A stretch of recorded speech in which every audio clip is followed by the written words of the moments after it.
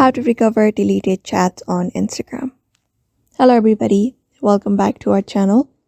In today's video, we are going to learn how we can restore the deleted messages on Instagram. So let's just go ahead with the process and find out how to do it.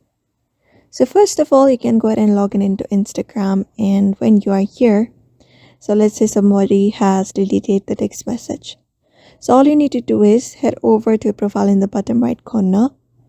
After that, go to the menu bar, and from this, head over to Account Center.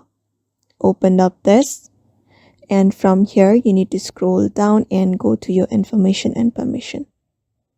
So from here, head over to download your information, the first option, and go ahead and tap on this download or transfer information, and select some of your information since we are retrieving the deleted messages. After that, go ahead and look out for this option called messages.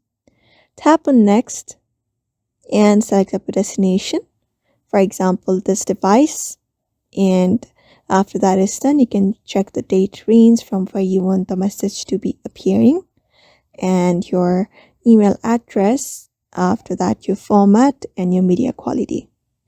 After that, go ahead and click on this create files, and once that is done, once the download completes, it will notify you, and that is it.